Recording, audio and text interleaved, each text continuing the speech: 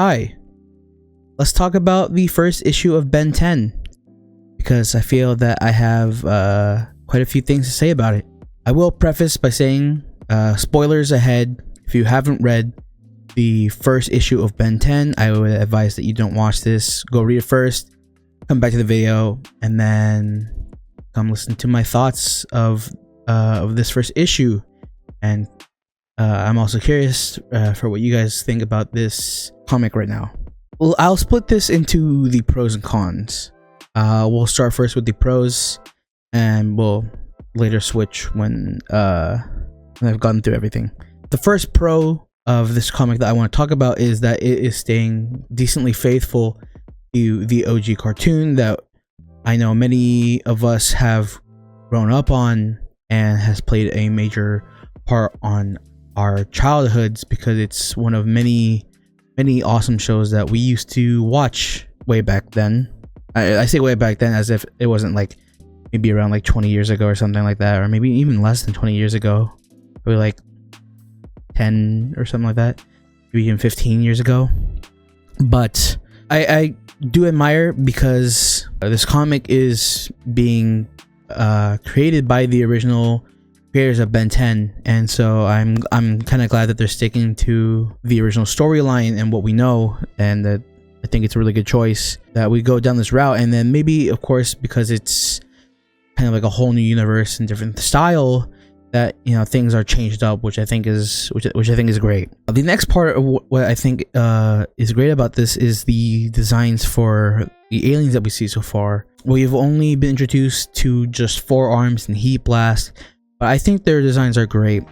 Four Arms' design is more closer to his original design that, you know, that a lot of us are used to, and I think that's cool. But regardless of that, I think Four Arms still looks pretty decent in this comic, and I do love the design of Heat Blast and his whole new look, where he has got this kind of armor around his body, his legs, his hands, and it's not just kind of the rocky, molten on fire alien that we've come to know. He looks a bit more refined. He looks really cool. I think they did a really good job designing him. Now, I will have to move into the cons here. I know I haven't really said all that many good things, but there are a lot more cons than there are pros for this comic, in my opinion. And the first thing I want to talk about is the art style of this comic. There are several panels where things and people are just very poorly drawn, and I want to say it, like, I want to give them some like kind of leeway, but they've had so much time to work on this and revise it and go over, and it just looks very sloppy. The best way I can really describe it is that the art style looks very amateurish for what it is, and it's as if they took someone that has been maybe drawing for just a little bit, you know, they kind of know like a little bit of basics of anatomy and all that, and they were tasked with creating the interior art for this comic. And it's kind of surprising to me, because you kind of look at the cover arts, the many different variant cover arts for this comic, and they look phenomenal, and then you get to the interior and it just looks very polarizing, you know, like you kind of ask yourself, where did it kind of go wrong?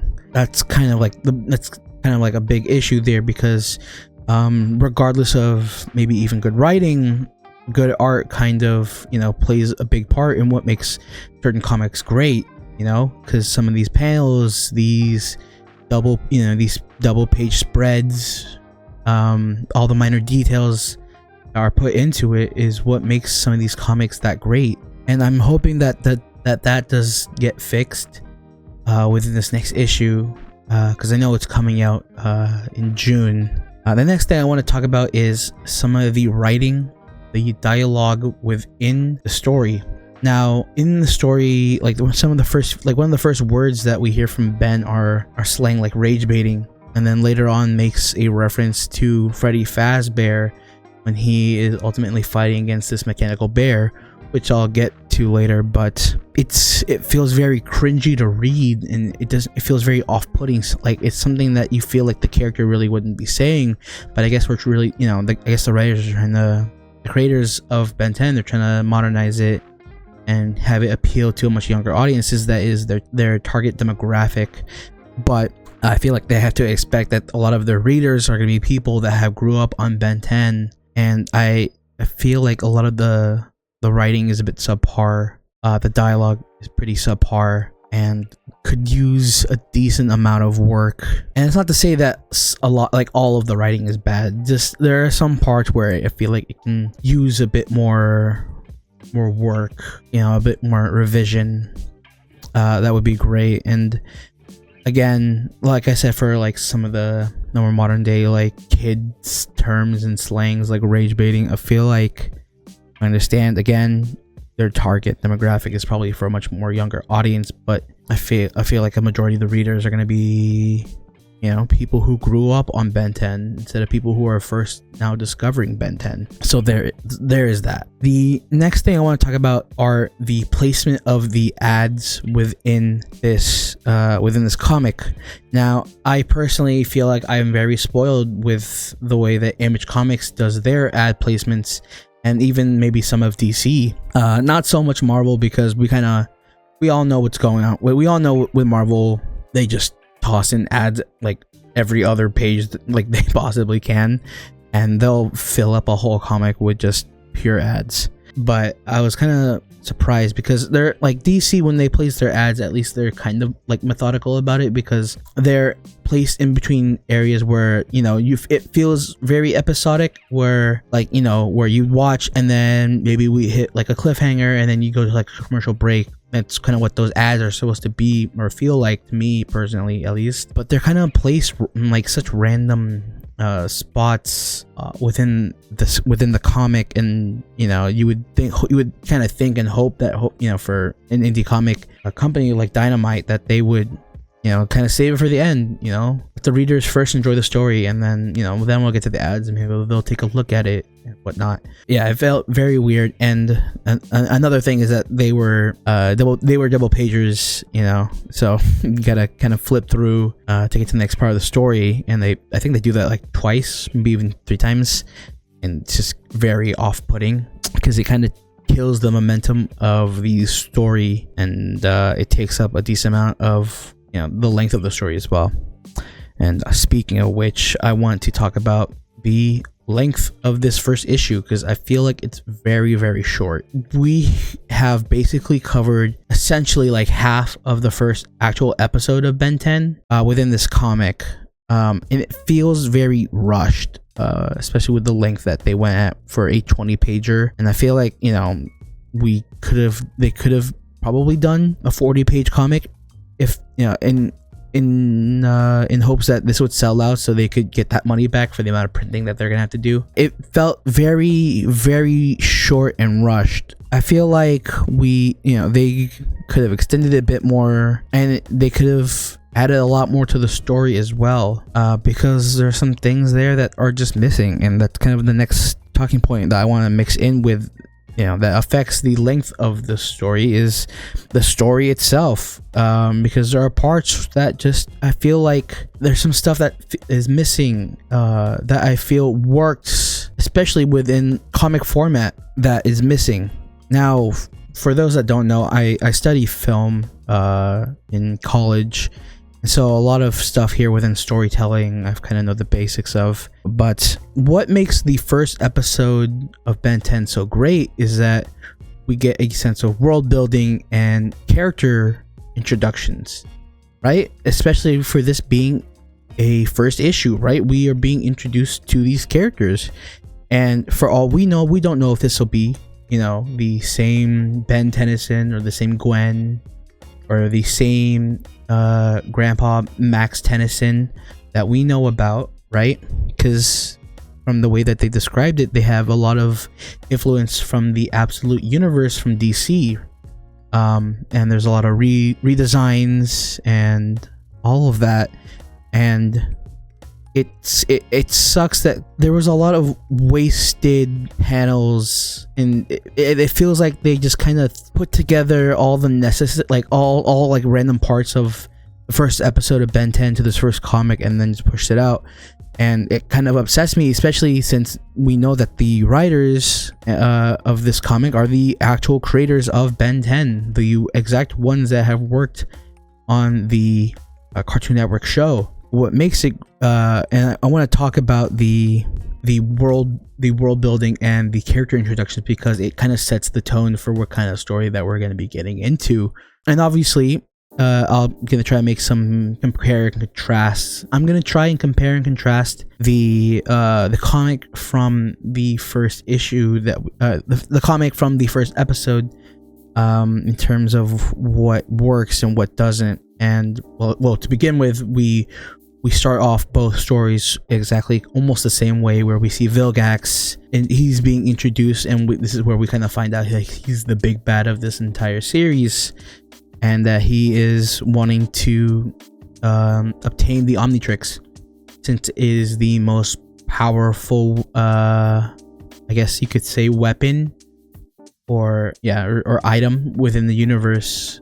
And so from there's a lot of stuff in the show that is skipped over, and we don't add at all in the comic, which is where we are introduced to Ben himself, which I think is a huge mistake, and I'll tell you why. This is where we get our actual character introduction, right?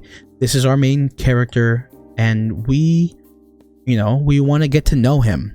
A lot of these shows, that we focus on on this character and who they are, and books do the exact same thing, and I would expect comics to do the same thing too, because I know there's a lot of comics that do that. There's a lot of great comics where we are introduced to our main protagonist, and we get to learn about this hero that we are essentially going to root for within the story. And that's kind of where they failed at, is that they skipped out on this introduction, right? In the show, we get to learn about who Ben is, like the kind of person he is. He's a troublemaker, he's kind of like a jokester, prankster, but on the inside he's actually a good person, and he's got very heroic traits. In that first episode, he sees a kid getting bullied and tries to stand up for him, and though he fails, he still, we still learn that, he has the qualities of a hero. Yes, he may be, maybe not the best kid. He may be mean. He may be obnoxious, annoying, or whatever, right? We're still given an actual good reason, because we know that in his heart, he's actually a really good person, and that he will stick up for the little man, which is awesome. This is what a hero is. And it sucks that in the comic, we just kind of skip to their camping trip, right? We don't get any of these scenes or these panels of Ben at school and interacting with his teacher and interacting with other kids at the school. We don't get to see him stick up for this poor guy getting bullied, which is what which is also something that sets the tone for this kind of story, right? It's also what kind of makes him. It's what makes him likable, and it's kind of also something that makes him very relatable, right? He's not perfect, but he's a kid that wants to do good, and it's kind of upsetting that the creators would kind of just skip out on this. But moving on, we get to see the camping trip, and I mean, more or less, not even more or less, but like Gwen and Ben's relationship is still basically the same, right? They don't really like each other, like really. And their grandpa just kind of has to put up with it and control them. And in the same vein, Ben in the cartoon kind of just like goes away just because he feels like it. He just wanders the woods, where in the comic it's a little bit, has this really harsh back and forth with Gwen, where she kind of takes it too far, and he just storms off with his feelings hurt. He stumbles upon the Omnitrix, which is landed on Earth, and it's very similar. He sees it as like shooting star, and it just like comes towards him and lands. And of course he goes to investigate it, and it ends up attaching itself onto his wrist. Okay, I will say I do like the choice of how they did it, where in the cartoon we see it as the Omnitrix itself, like the watch. It just kind of opens up and then attaches itself onto his arm, where in the comic it's kind of like this alien kind of like vine creature that wraps itself around his arm and then takes the shape of the Omnitrix, which is cool, which is, you know, again, lets us know that this isn't a cartoon, and that this is something completely different. And from there on, right, he tries to get it off of himself, and he accidentally turns into forearms, and it's here where it kind of just, where it splits off from the cartoon and the comic, where in the cartoon he's kind of messing around with it, and it appears, and he actually turns into Heat Blast and starts burning down the forest, and he has to try and control it and get rid of the fire, where in the comic he encounters the military, who were apparently tracking this flying object because they just assumed that maybe, you know, it would be some form of it would be some sort of extraterrestrial, and they didn't just think like, oh, maybe it's just like, you know, some asteroid or whatever that's just falling from space. And they bring a full-on army, which seems a little over the top. Like, they bring like tanks and several soldiers like into the woods there, and they're there quickly too. Like, they are there instantly, which, you know, which is kind of weird. And I also wonder, like, you know, what role that the military is going to be playing in the story. But he fights this mechanical bear as forearms, and in typical Ben 10 fashion, his time as that alien ends, and he's gonna have to try and turn into a different alien, which he turns into Heat Blast second, which yeah, chronologically in the story is correct, because he starts with his forearms first and then Heat Blast, and he basically just disintegrates this mechanical bear. I want to ask, and I will say that this bear popping up just feels very random, and you could make the argument that, oh, maybe, you know, it came down with the Omnitrix. If that was the case, it would have appeared there, like right there and then, because it lands like quite literally in front of Ben. Like, it causes this massive explosion like around him, and he's, you know, kind of thrown back. But it just kind of pops up out of nowhere, and it's very off-putting because there's no explanation for it. Whereas in the show, at least when we see Ben fighting, we understand where it's coming from. And he's fighting Vilgax's robots, which he has sent to Earth to go retrieve the Omnitrix, and Ben has to fight them off and protect himself and his family. It's kind of here where the comic kind of ends, where you know, his grandfather is searching for him, and Vilgax is alerted that they have found the location of the Omnitrix.